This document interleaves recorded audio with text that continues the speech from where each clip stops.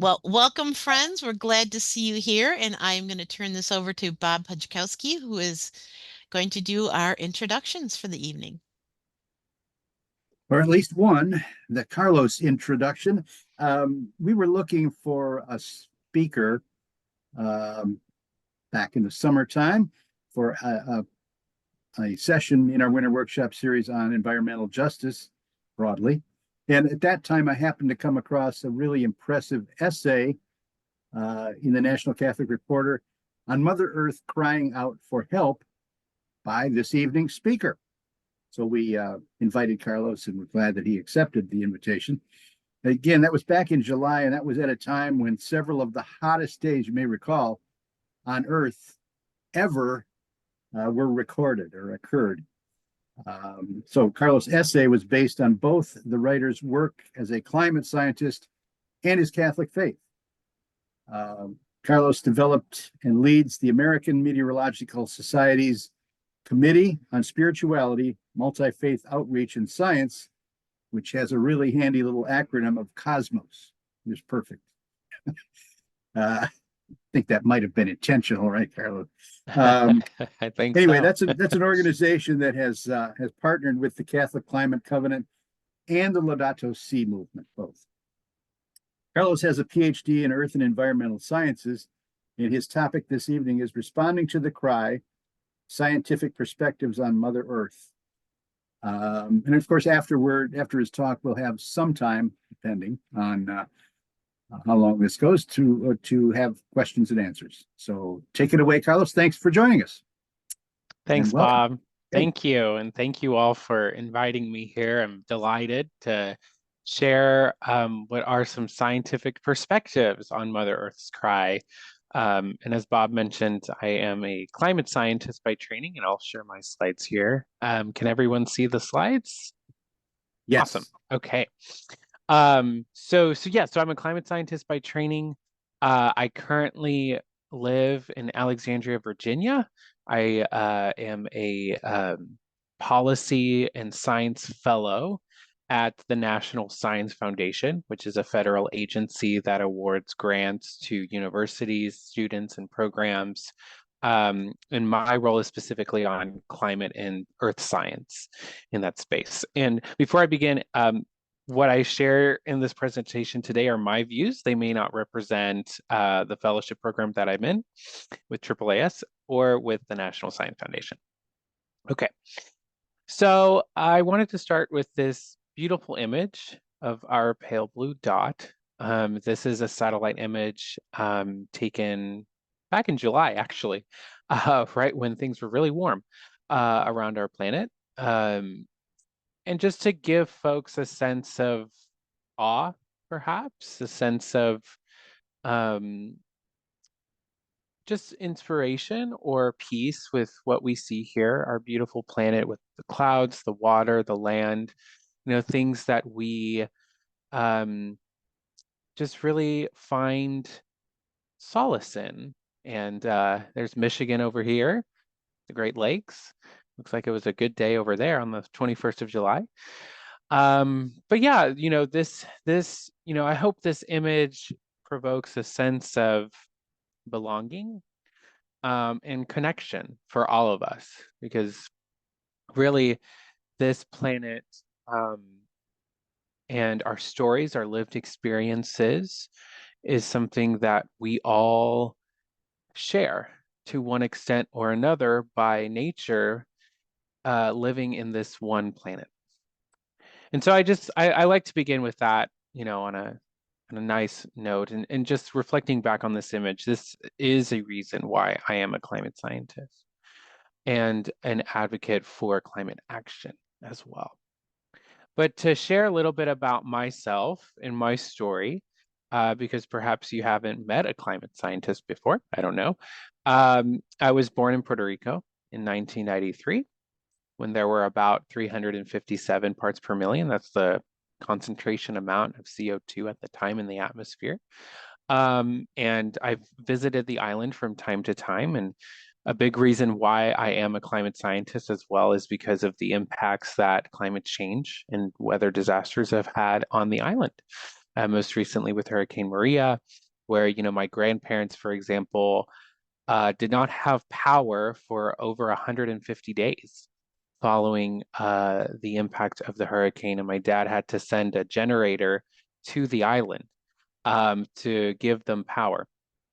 And fortunately, my grandparents, who sadly passed away recently, they were very humble about it. They would tell my family, oh, no te preocupes, meaning don't worry about it. This is just like in the 1950s when we were young, when we didn't have power. So we're used to this. So they were very humble, and Puerto Ricans, I find, are very strong-hearted people. And that's part of my story as a climate scientist is, every time I do my research, I reflect back on them. And a lot of my research has been primarily over the Caribbean region, seeing the impacts that small island communities are having such major impacts from climate change. My family, we moved to Dallas, Texas, though, when I was 4 years old, and I became really fascinated by the weather because in Dallas, for any of you who've been to Texas, weather there can be kind of crazy sometimes. Although when you get an inch of snow, the whole city shuts down. I don't know if that's the case in Michigan. Um, Nonetheless, I was quite fascinated by the weather over there. And I wanted to pursue a degree in meteorology. When I realized that I could pursue a degree in weather and atmospheric science, I was like, great. So that's what I did. And at that point, 20 years or so later, we were almost at 400 parts per million. And then in 2015, around that time, Laudato Si was released, the encyclical on the environment. This was a huge catalyst for how my direction in terms of weather then went into climate, and wanted to do research because of Pope Francis's call on being a good steward of the planet. And I always wondered how I, as a Catholic who is a climate scientist, can integrate both in my professional career. And that is a journey that continues till this day, which I'll share more later.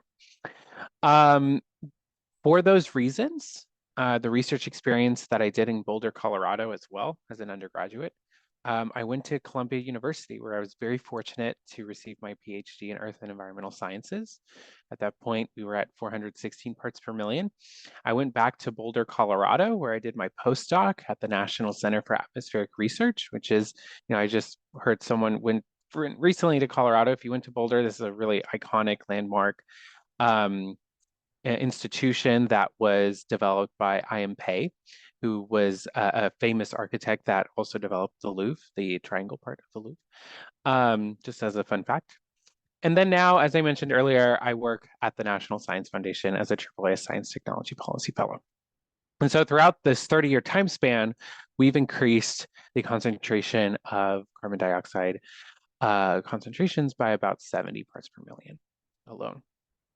And so this story really weaves a lot with, the story as to why I'm a climate scientist, as, my lived experience in Puerto Rico and from what my experiences from my ancestors living on the island, as well as being in these various different parts of the United States and witnessing different aspects of weather disasters and climate change impacts. And so let's talk about the mother's cry, because this spans longer than just those 30 years. It's been happening for quite some time. And so I'll go over a few graphs and charts here. Hopefully it's not too tedious or anything like that, to explain where we are. What's the status update related to the state of the Earth? And so I wanted to start with this graph that shows a time series of the planet's warming since pre-industrial times, which is about 1850. And right now, or so, back in 2020, but we are about 1.25 degrees centigrade above prehistoric records. And as we know, as you may know, back in 2015, the United Nations, we had what was called the Paris Climate Accord.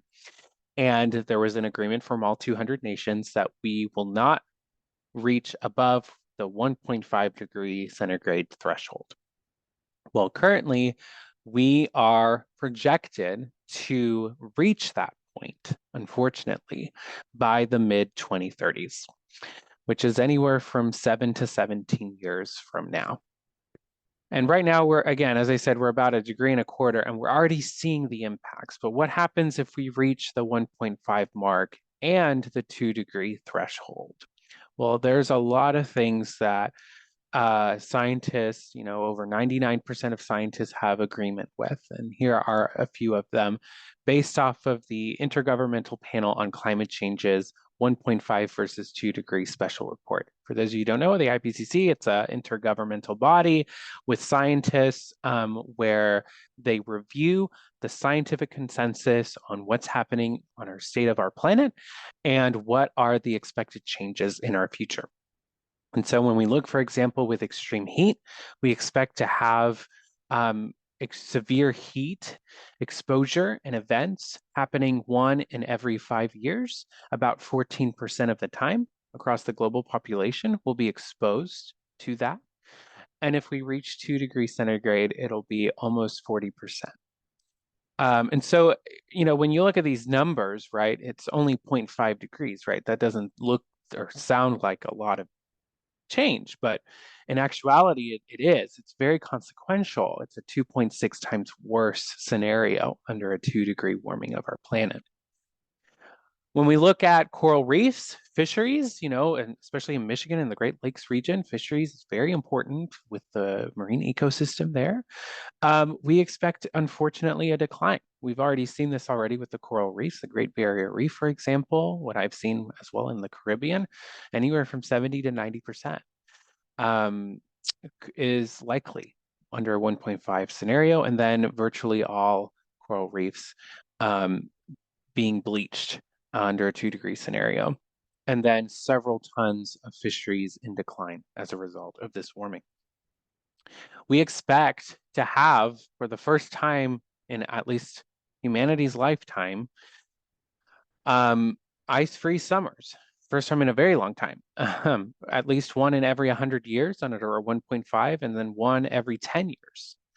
So we may have cruise ships, going through the Arctic in some summers due to the warming of the planet.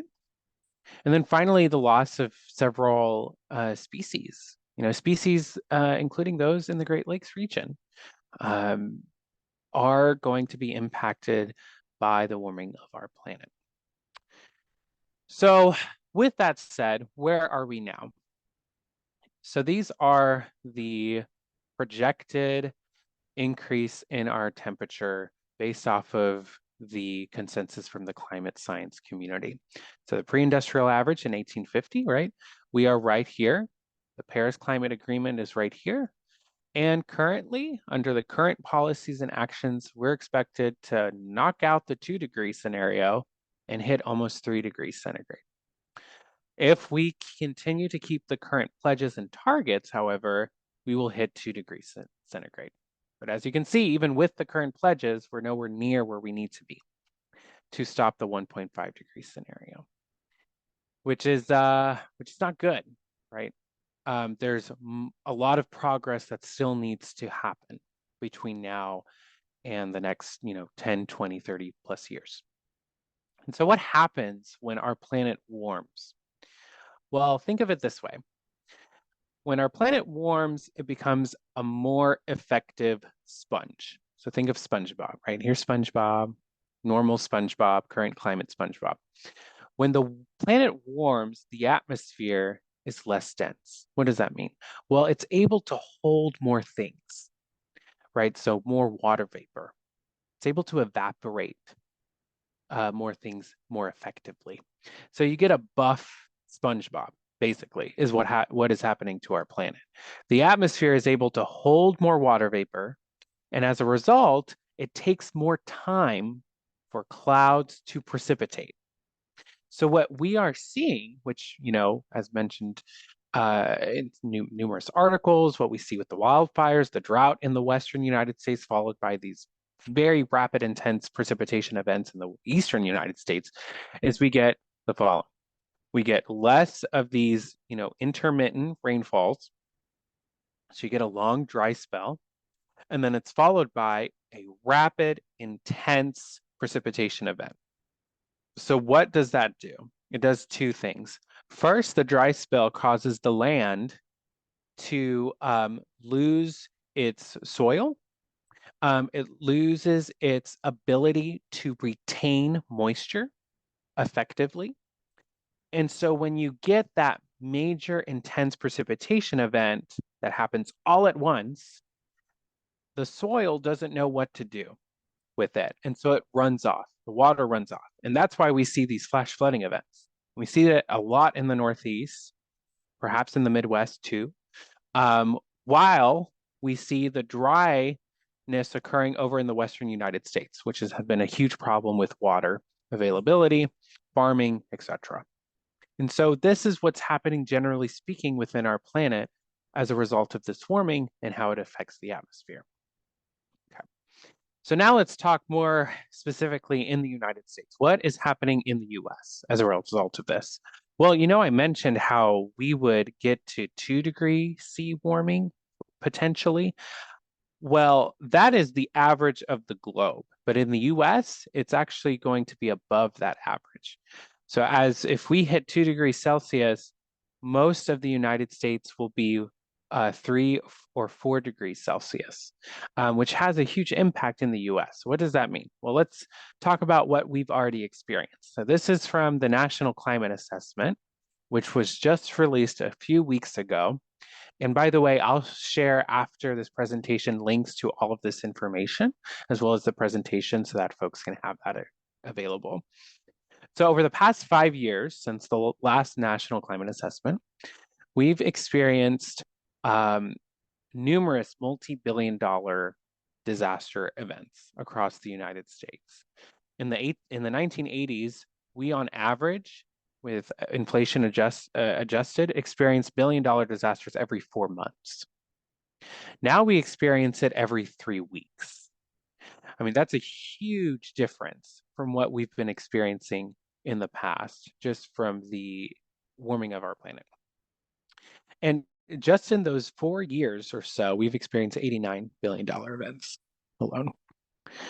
And so this is what I, excuse me, meant earlier by how even if we get to 2.0 degrees of global warming, many places across the US, the warming will be much higher, right? So in Fahrenheit, that's 3.5 degrees Fahrenheit.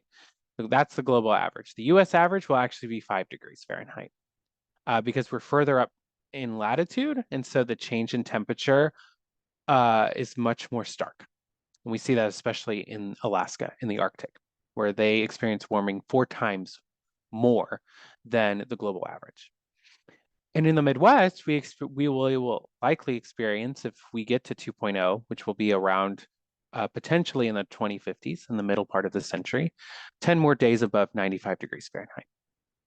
And we see other impacts, but as you can tell in the Great Lakes region of the continental United States, Michigan, Wisconsin, Minnesota, for example, they experience the largest temperature change, with the exception of noting Alaska and parts of the Rockies. So what does this mean in certain regions of the US? Well, for example, one big one is sea level rise, right? So this is the trend of sea level rise, for example, in Philadelphia. So we have this recorded, it's being observed, and we expect to have, in some locations, up to 2 feet of sea level rise. This is a big issue across coastline communities, especially in the Northeast, because of what's happening with land ice across the Antarctic and the Arctic. So when sea ice melts, that's not necessarily an issue because the volume of water already accounts for that sea ice being there. But if you melt land ice, like over Greenland, Antarctica, etc., that ice then melts into the ocean. And as a result, that's where you get your sea level rise. Okay. We see similarly in the southeastern United States. So this is an image, a satellite image of Isle de Jean Charles in Louisiana, across the Delta region. And this is what we see. That was, 15 years ago. It's probably very different today. But you can see in satellite imagery, same thing with glaciers, this huge difference where all this blues over here, that's the inundation of the sea getting into the delta of Louisiana. And there are many indigenous communities in this region, a lot of communities who've lived in this area for hundreds of years, and now they have to deal with this issue, unfortunately, of either having to leave or mitigate and adapt to these changes. And we see this vulnerability across the entire seaboard. Very high risk, especially in those low-lying areas like New Orleans and other coastline cities as well. In addition, trends in water availability across the Southeast are expected to change as well. We have a paper recently that does show that we do see a decrease in water availability for most of the southeastern United States. That's going to be a big problem for many agricultural, farming, and other related industries that rely heavily on rainwater. Shifting gears to the west, if you love skiing, well, this is going to be another problem, unfortunately. We expect that the projected snow water, right? So snowpack is a big thing over the west. And when you have the snow melt, that then goes directly to the rivers, which is really important for farming, especially in this area where a lot of this region is desert. Each bar here shows the how much snow pack the state has relative to the other states. So of all the other states, for example, Colorado gets the most snowpack. And then what we see in each bar is showing, well, how much snowpack will change in that state over time. So for Colorado, which gets the most snowpack out of the other Western states, we expect by the late end of this century to have only 3/4 of what we were experiencing at the end of the 20th century. And we see this issue across the other states. And so that's going to be a huge problem. And so when you lose that source, the snowpack, that's why we are seeing what we're seeing across different lakes in the West, such as Lake Powell, for example. So this is the amount, the elevation level of that lake over time. We've had a bit of a reprieve recently with a lot of atmospheric river or strong rainfall events. But the trends do expect this to decrease, unfortunately, over time. So there's a lot of challenges there that are happening right now with water availability. And then finally, the other big issue, which is really relevant too across the Midwest with many forest regions, is wildfires. We've experienced that this year with Canada, for example, and smoke and the hazards that that has had throughout the continental US. We expect an increase in conditions, whether that's wind related or dry conditions, heat as well, for very large, massive wildfire events. And we see this especially across the northern portion of the United States. Shifting gears to other regions like Hawaii, we've already seen the impacts that will continue to have had on sea level rise. So this is just showing what the different scenarios look like across the island of Oahu, where Honolulu is. We expect, a loss of $20 billion from infrastructure and land alone by 2100. So that's a huge problem. We see this true in Puerto Rico and other US territories. And then finally here in Alaska, we expect thawing of permafrost. So if you don't know what permafrost is, that is a layer of a mix of soil and snow that underneath has fossilized materials and organic bacteria and other things that if this layer thaws, it's supposed to act as an insulator for those materials to stay on the ground. But if this thaws out, then that material becomes exposed, and that could lead to a lot of issues with potential biological hazards related to disease and other situations. So there's a huge area of concern and of interest in investigating what could happen as a result of the thawing of permafrost in Arctic regions like in Alaska. And then lastly here, we see this change that we see in Google image. So this was a glacier, the Columbia Glacier in Alaska, 1984. This is what it looks like today. So we see this happening in real time. Many glacial regions many indigenous communities too, many communities in the Arctic that rely on wildlife fisheries and other species, they are seeing day-to-day changes as a result of this warming of our planet. And so the last region, I want to talk and explore more about the Midwest and Michigan, especially, given the audience today. So this is another finding from the National Climate Assessment that was released 2 weeks ago. This just shows us the trends in the last freeze date. So when will the last 32-degree day be in a given year? And so we look at that over time, and what we're seeing is in most of the Midwest, we have the last spring freeze date happening earlier than it normally would. We see that this is for Leelanau County up here in the northwestern part of Michigan. But a lot of these reds that we see here are these changes where we see every decade it's happening, the latest freeze is happening 5 days earlier, is what we're seeing in most places across the Midwest. So that's very important for, different ecosystems across Michigan, across the Midwest, how they respond to these changes in freeze dates. We've also seen experiences where you have a last freeze, then you get a warming period, an extreme warming event, and so the wildflowers bloom and such, and then you get a freeze event, and then that kills off crops, that kills off flowers, trees, etc. That's a problem. As the climate changes, we get these extreme events of really warm, cold events happening at once. Another thing here is the Great Lakes, of course, big part of the economy in this region. We are seeing over time that all of the Great Lakes are experiencing warmer surface water temperatures.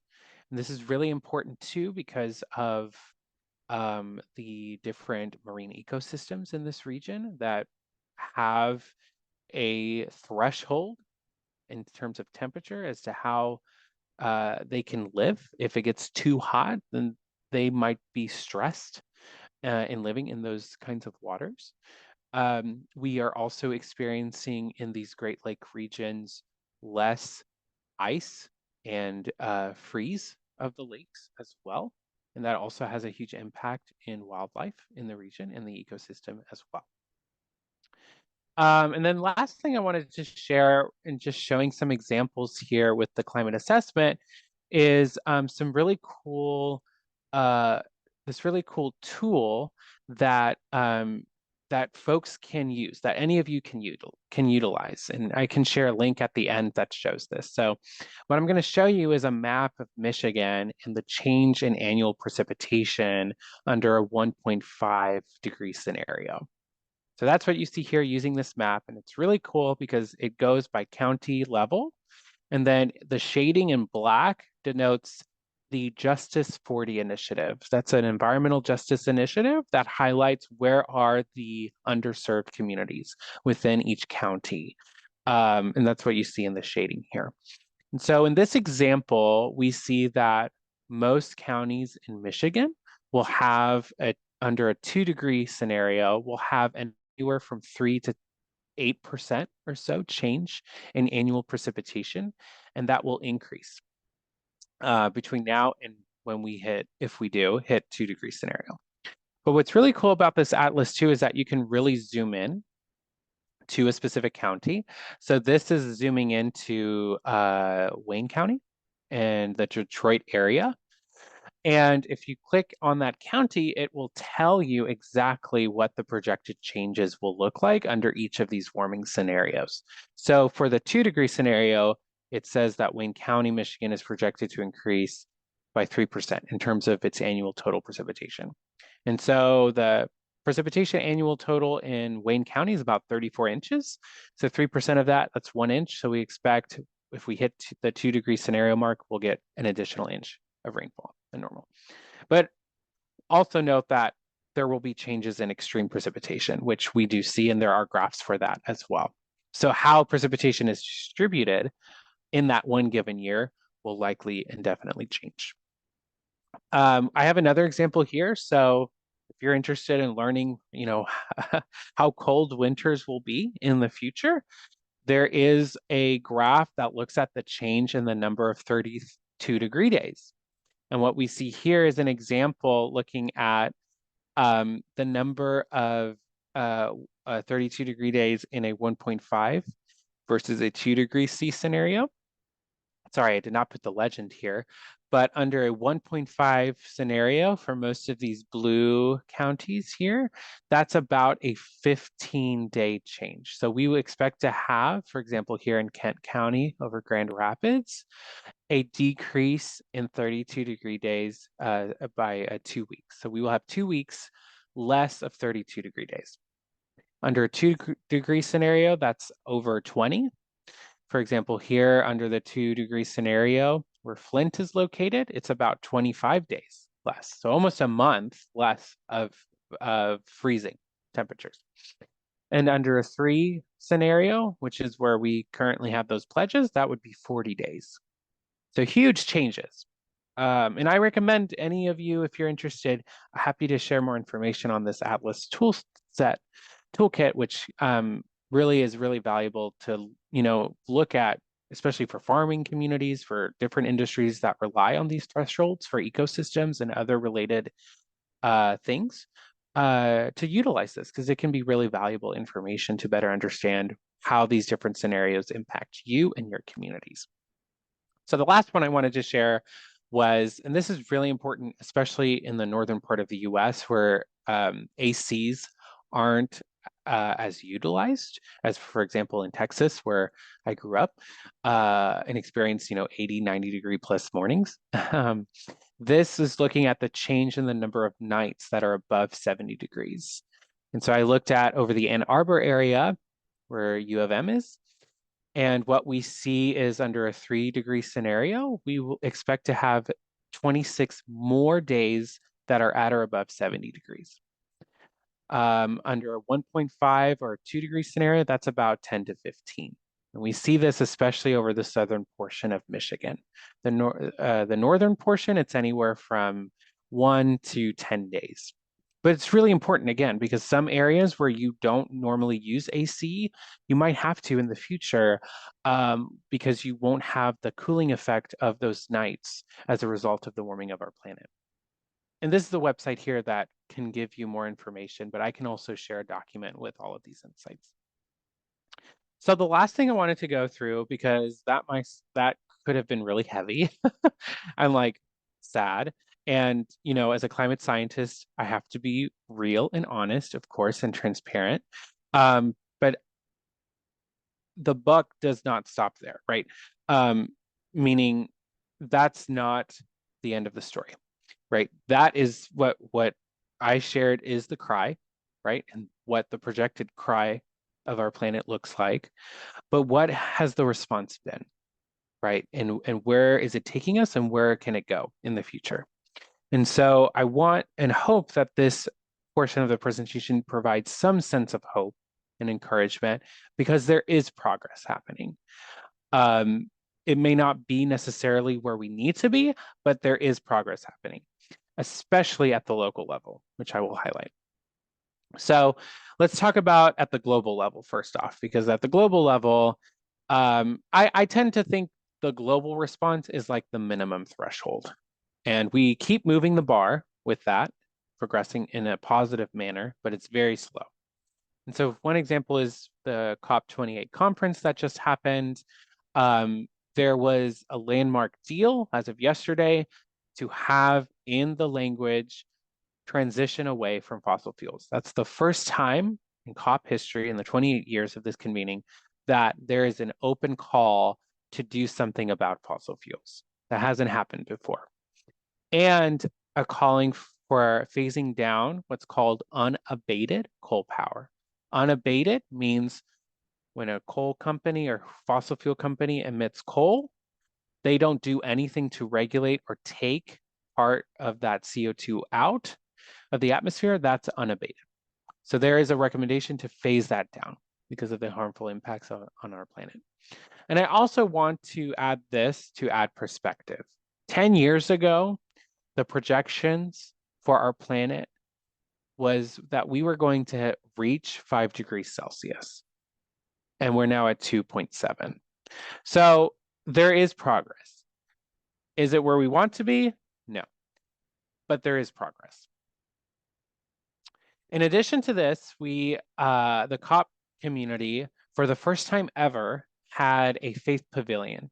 So basically a series of talks and sessions that bring faith leaders, which Pope Francis led the inaugural session for this event, to share ideas, events on and really promote and expose how important faith-based communities are in the international framing and conversation on climate change. So there are some links here that show several examples of what that looked like.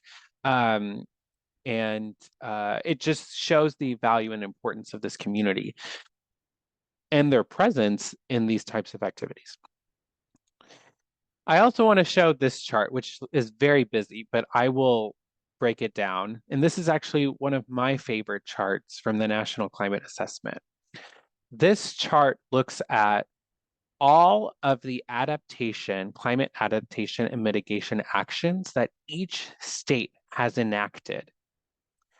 And in the darker colors, since 2018.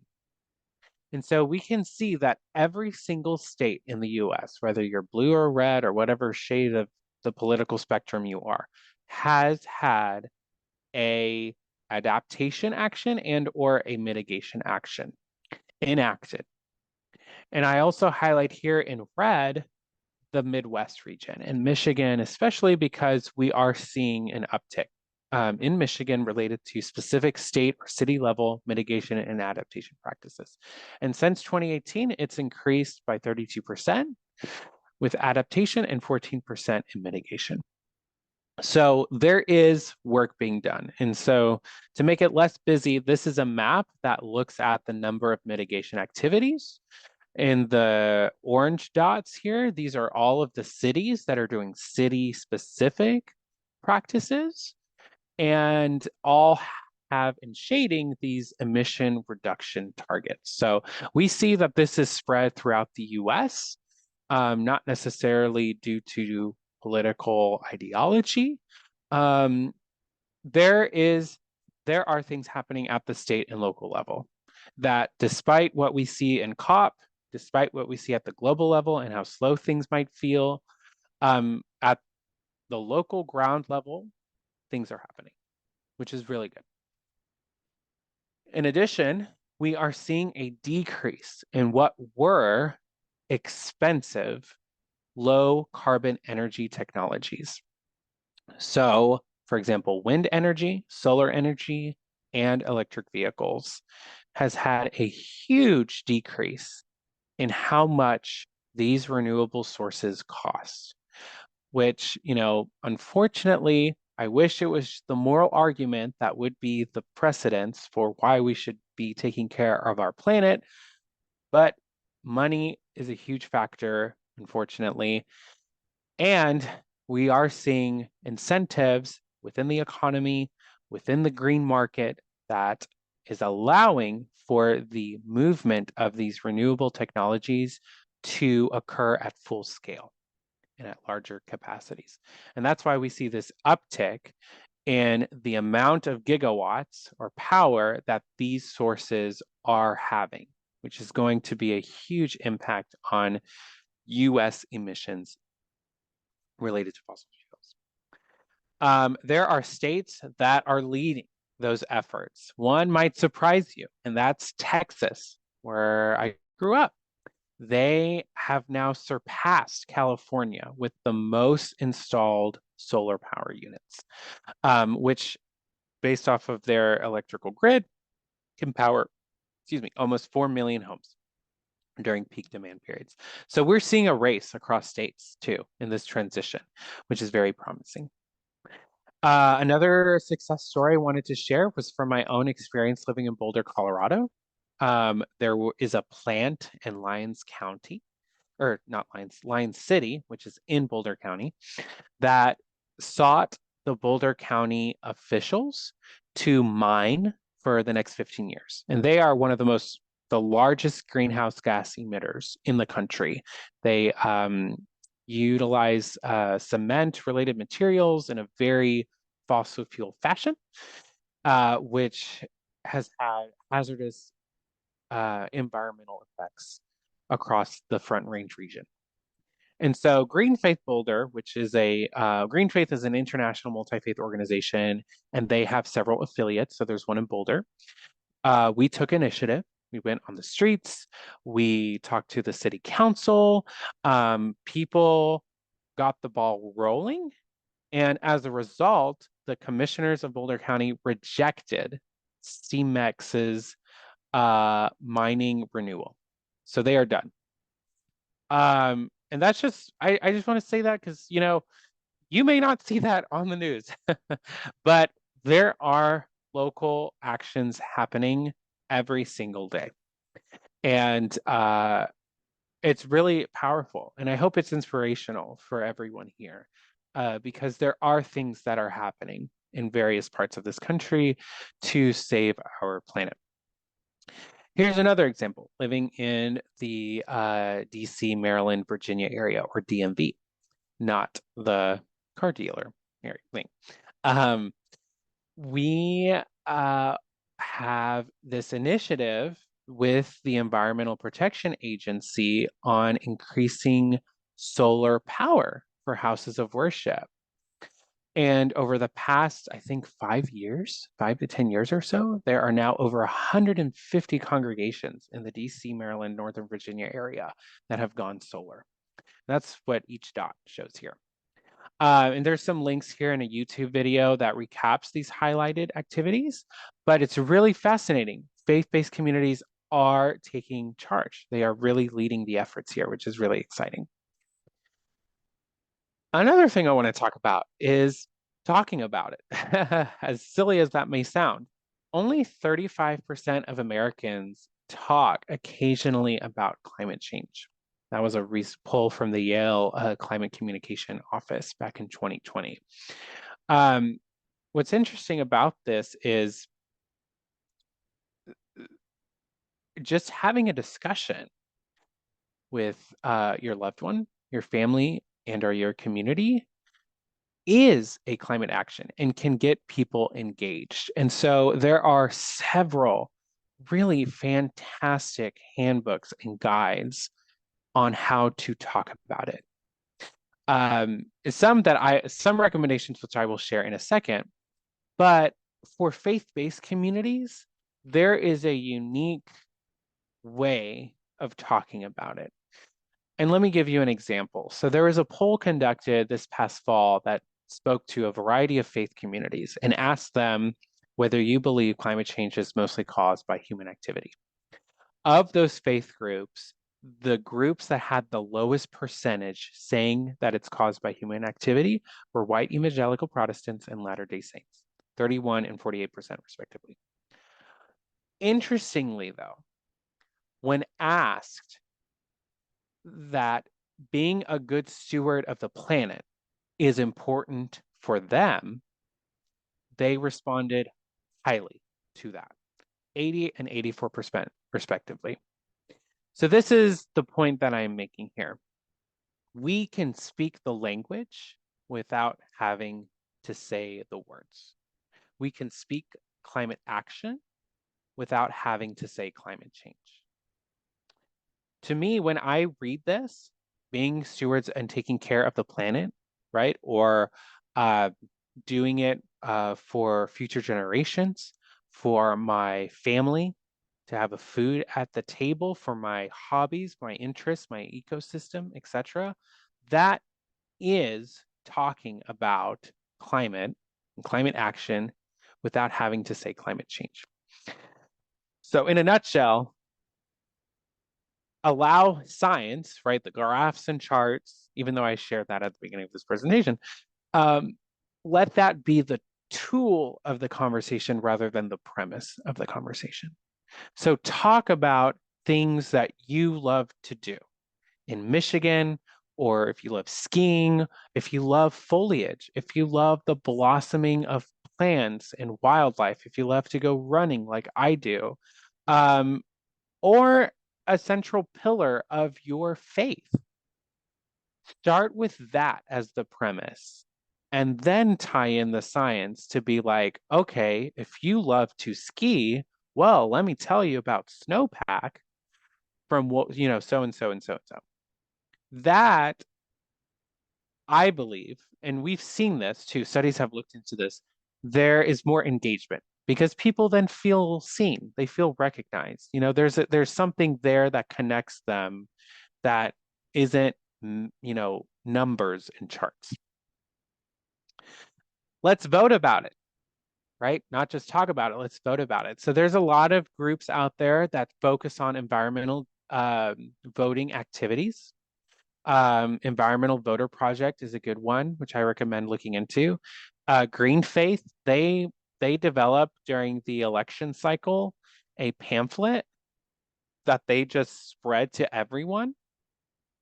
And it gives you all of the ballot initiatives that are happening. And they tell you line by line, why should we vote yes for this? Why should we vote no on this, etc.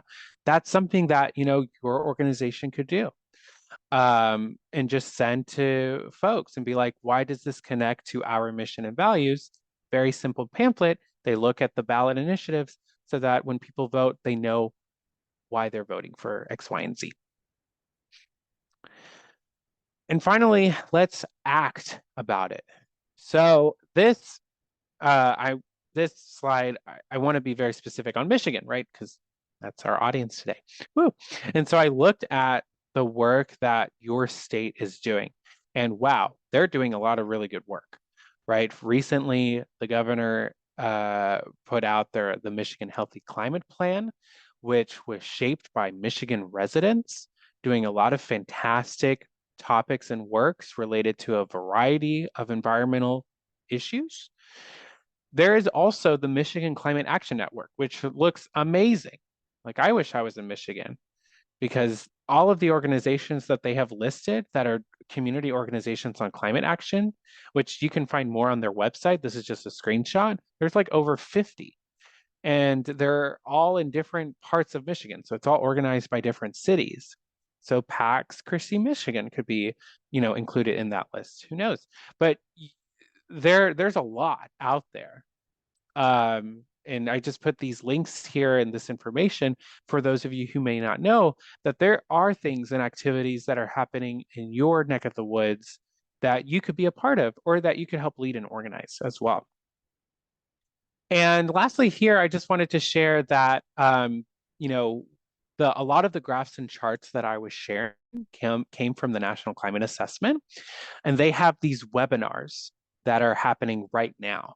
There are numerous webinars happening from November till March, and each webinar has a specific topic, either by a discipline, so like forests or marine wildlife ecosystems, etc. There is going to be an upcoming webinar that's exclusively on the findings of the Midwest. So a lot of the findings that I shared, they will touch it in more detail. So I highly recommend any of you who are interested to check out this information, the QR code here. I will then share this slides with everyone so that you get this information as well. But this could be really helpful for you guys as well, and that'll be in next February. Okay, last thing I want to share before I conclude is Cosmos. So as Bob mentioned, I chair this really wonderful community of both American Meteorological Society or AMS members. So that's, your broadcast meteorologist on TV, they're a member of the AMS, your National Weather Service, folks in Ann Arbor, because University of Michigan has a phenomenal atmospheric science program, and other folks as well, federal agencies, as well as non-AMS members. So what do I mean by that? That could be you guys. We have partners with Green Faith, Interfaith Power and Light, many multi-faith organizations are a part of this community that seeks perspectives on environmentalism and faith and spirituality. And this came about because as a climate scientist who subscribes to a faith, I didn't know who else was out there in my space here in this bubble. until over the grapevine, there are other folks out there. And so I developed this committee to seek community, to build relationships. And we've done a lot of really awesome activities, which I'll share more information as well. We have a website where you can find these activities, but we have a webinar series that we started last year where we bring in various spiritual perspectives to talk about environmentalism. We have several sessions during the annual conference that last year was in Denver. This upcoming February will be in Baltimore on a variety of topics, Indigenous and Earth Science, on building readiness against weather and climate impacts within faith communities. And we do a lot of work on mental health. That's a big one. So climate grief is a huge topic, eco-anxiety. We see that thread tying really well with education. And so we partnered with the University of Delaware on how spiritual and faith-based communities, whether or not you subscribe to them, have really wonderful practices to process grief and anxiety that students could utilize, whether or not they subscribe to that religion or faith. In addition, we have a community gathering event. So if you know of anybody in the Baltimore Mid-Atlantic region, there's a Pax Christi group, for example, in the Mid-Atlantic, let me know. We're bringing in community partners to connect with the Weather, Water, Climate Enterprise. So NOAA, the National Weather Service, different federal agencies to have a conversation on weather and climate resilience. And these include national partners, et cetera. So we do a lot of bridge building, really, which hasn't really happened in a professional scientific society. As I mentioned earlier, we partner with a variety of other national and international partners, Creation Justice Ministries, Green Faith, IPL. We also provide scientific expertise for curriculum. So many faith-based spiritual communities, they are developing environmental curriculum and they want to make sure that the science is right. They can come to Cosmos to make sure it is. The National Weather Service, they have this ambassador program called Weather Ready Nation. This connects a house of worship with the local National Weather Service to provide you with relationships and connections and resources that helps your house of worship and community against weather and climate disasters. So there's more information I can share with that as well. There's also the Rising Voices Center for Indigenous and Earth Science. Indigenous communities are super important in these conversations. This is a wonderful community bringing cultural approaches to address Indigenous and intercultural approaches to address weather and climate extremes, which I can talk more about that. As I shared earlier, we have centers for faith-based and neighborhood partnerships. So federal agencies have these centers that give grants to faith-based communities to apply for disaster preparedness and readiness. There's also various management tools, resources, and other activities as well. Okay, so that's my last slide. Looking back at our blue planet, your story matters. You don't have to be a climate scientist to have a voice and a say on our planet, on its stability, on its well-being. Your story is so unique that, I can't do it justice, right? I don't live in Michigan, for example. I can provide graphs and charts. I can share my story and my lived experience, but your story and lived experience is even more powerful and relatable to the communities and people that you love. So please know that that's super important. And yeah, I'll conclude with that happy note. So thank you.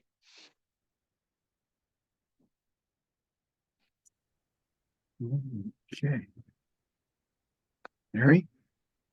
Yeah, I was just waiting for Carlos to take his screen down to say what fantastic job you did. Yeah. That was the most engaging thing that blended the the climate science with understandable information and relatable information. I'm already thinking like who I'm going to share this recording with at the national level. So thank you Oh, great. so much for all of this. Folks, if you have any questions for Carlos, feel free to unmute yourself. I know Bob has his hand raised already, so Uh, yeah, maybe we could go back to maybe that's just me. you want to go back to the Uh, non-spotlighted view. yeah, not that not that having Carlos and his background is important. There we go. Okay. Yeah, I echo what Mary said, Carlos. I'm just sitting here going, wow, all that fantastic information, not only on the scientific part at the beginning, but the organizations. It does provide a great sense of hope. And I think if you had Jim Cantori on your side, you really have something there. That's kind of a joke, but um, That would be great. yeah. Uh, the I'm glad you mentioned Texas in terms of its renewable energy, and it's apparently now caught or surpassed California in that regard. Because I was reading last summer or toward the end of the really hot season that the only reason that the energy, well, I guess you would say, let's see here, the energy grid Yeah. didn't collapse last Yep. summer when they had so many days of 100 degrees and all Yep. that is because of the implementation of renewable energy there. So that's really important, obviously, in a situation like that. I was just imagining, though, if you had a situation like this, it's Phoenix, Arizona. It's 115 degrees every day. It's for months and months, and you have an extended power outage. Um, Mm. what's going to happen? How many deaths are going to occur? And are they doing anything in a place like that that's so vulnerable to prepare for an extreme situation like that? I don't know if you know about, if they have any plans, but in terms of good stewardship, they certainly ought to. Yep. So, I don't know on the top of my mind, specifically with Phoenix. I know when it comes to water, been a huge discussion across the West, and so they're working with indigenous communities, farmers, with federal agencies on water rights and how to navigate what the future decline that will likely occur over the West will be. I can imagine, and I would hope Phoenix would make adaptation mitigation practices, which, in that chart that listed all the states they are doing. I don't know if it's specific to the grid, but I know a big catalyst for perhaps why Texas exploded in terms of their transition to renewable since 2020 or so may have also been how the power grid did fail yeah, in the winter of winter. 2021, um, which was, my family lives in Dallas. It was a huge disaster for Mhm. so many folks, and there were lessons learned. So whether or not, people agree with the scientific consensus, it's very clear that, you know, unfortunately, there is a economic and market incentive Mhm. based off the transition that state government officials, like perhaps in Texas, are doing those transitions as a result. Thank you. Other people have questions. I think one of the things you did, Carlos, is you answered a lot of questions that people had before they had a chance Oh, to that's great. ask them. Yeah.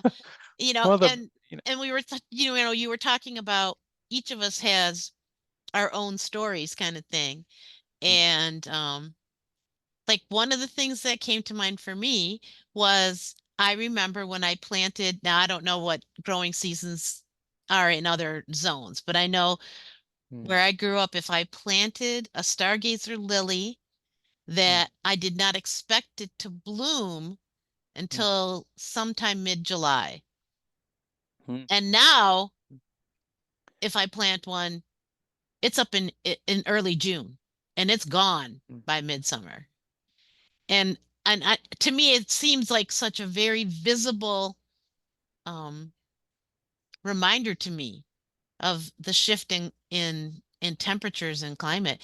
And I lived in inner city Detroit growing up, and now that I live out in the country, I'm so aware of those freezes that you were talking about, where like Mm, you have warm yep. days, warm days, warm days. Well, my neighbor has a huge orchard. That's what his livelihood is based on. And if one of those sudden flash freezes comes through, he Mm, loses his entire crop or much of it. Um, so those stories I think that you were talking about are important. So I don't know if other people have examples. There's a couple people on here that might be a year or two older than me, um, that might be able to also notice that shift, from when we were a bit younger. Um, but it's if you don't take it for granted and you see it as a sign, um, then now I'm much more cognizant of what are the signs I've been missing, you know. Yeah. mm, Quick one, Carlos.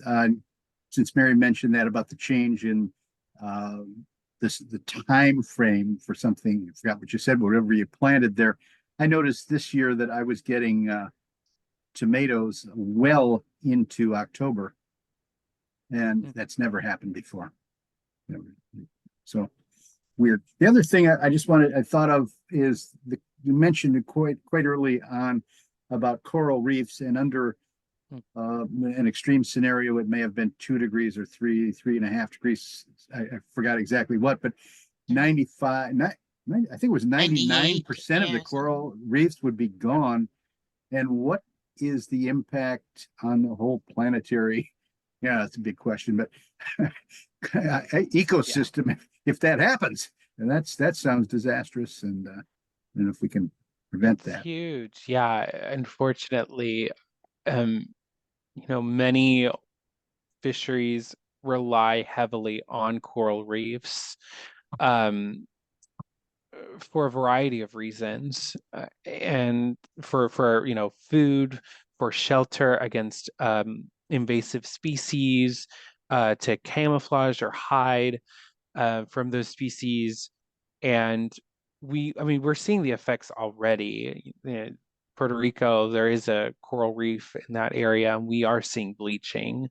Mm, I was in Oahu several months ago, and I also saw coral bleaching um, across the island of Oahu. So it is happening now. There are efforts across the globe, preservation efforts that are trying to, in a very similar way to how we have, endangered species, and, we protect them, we put them in an environment where they can repopulate. It's kind of similar in a way where we kind of develop a man-made coral reef zone or area, that we're able to then control the water temperature to allow the coral reef to grow and rehabilitate.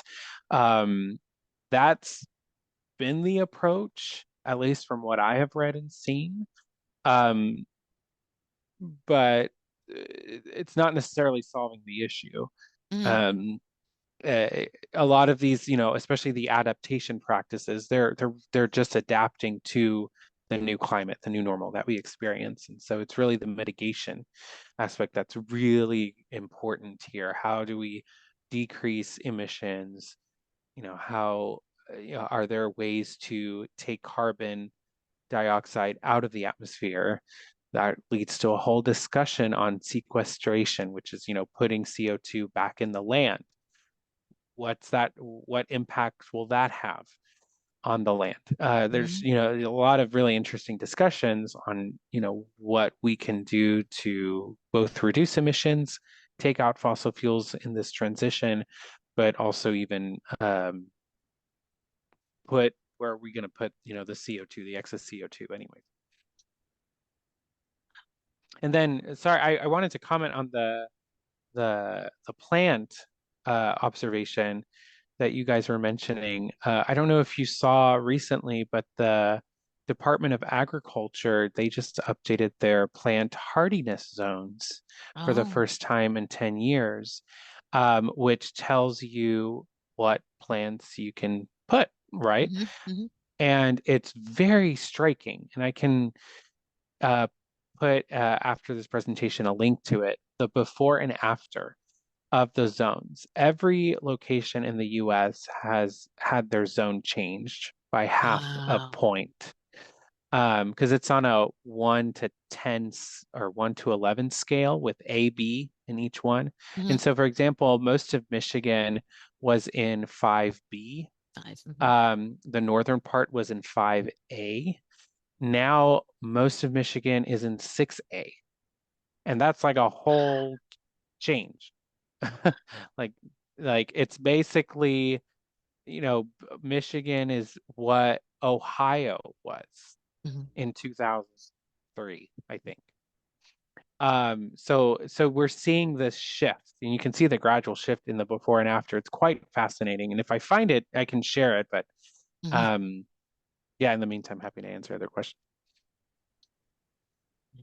I wanted to say, Carlos, that I really appreciated um, how you suggested encouraging discussion about climate change or climate action by first bringing up what so many people enjoy, whether Hmm. it's skiing or whether it's, I was thinking of our daughter in Durango, rafting down a river. And then go into the conversation of how those sports are impacted by climate. Hmm. I mean, there's no water left in the rivers hardly Hmm. in late summer, and the skiing. So I appreciated that. It's just a nice, Well, good way thank to you. get into those conversations that sometimes you just don't get into. Hmm. So thank you. Thank you. Yeah, it's really, climate change communication is a very important topic in the climate science community. So this is really encouraging feedback to hear that this was helpful information, because graphs and charts alone will not do anything to Hmm. anyone. We have to have a conversation in a way that's understandable, but also relatable, right? How do we connect with people that we care about when discussing this, where it doesn't give this notion that it's all political, which I don't believe Right. it should be, right? So, yeah, really important. Um, if I may, I could share the slide. I found the plant hardiness zone change if y'all are Yeah, interested in looking at it. please. So it's kind of zoomed in here, so this is a little clunky. But if you can see here, this is Michigan, right? Hmm. So this gives you, and it's kind of pixelated, but the green, that's 6A. 5B is the light blue, right? And then Hmm. you have these darker blues, that's 5A and 4B, and then it gives you the temperature, the minimum temperature threshold. So, many of these places that was -20, -15, -15 to 10.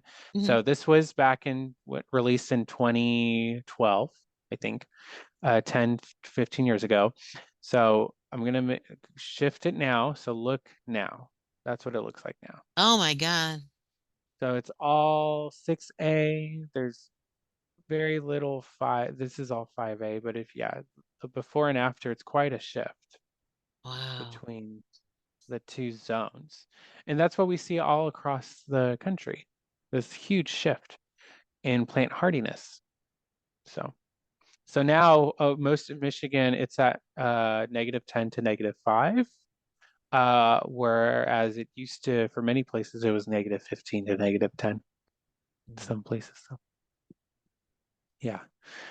And I can share that link for people who want to explore the difference. But it was a very stark uh, example of this change that we're Yeah. experiencing.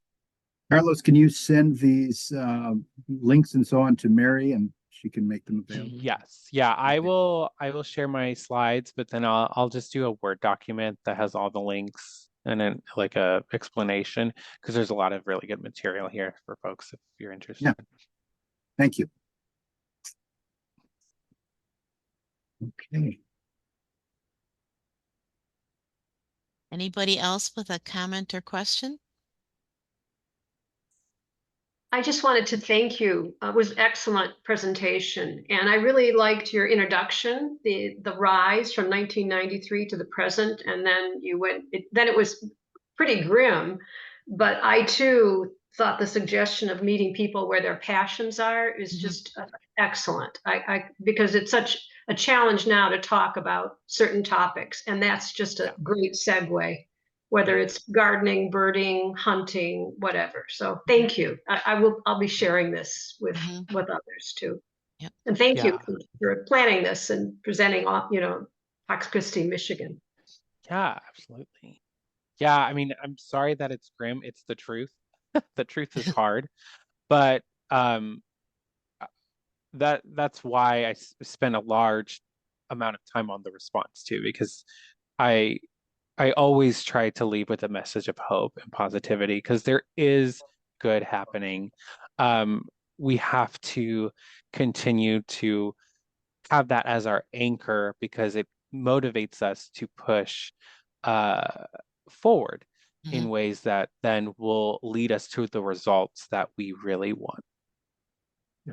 I was just going to add that I really appreciated all your good messages about what people are doing, and so many good people are doing good works to help with this issue, and we do not get enough of that news in locally or nationally on news reports, not enough. And I think that energizes us to do more and to say more in our conversations. The fact that there are a lot more good people out there doing good things. Yeah. I wholeheartedly, I totally agree and wholeheartedly believe that for this particular issue, it's the local communities that are driving this change. I mean, I work in part in the federal government, and it's very slow, like very, very slow. And we see what's happening in the international level. It's really going to be the city councils, state government officials, even the local efforts that you guys, local communities are doing that I do believe is where the change is happening. Is it being exposed by the media? No, sadly, but it's there. It's out there.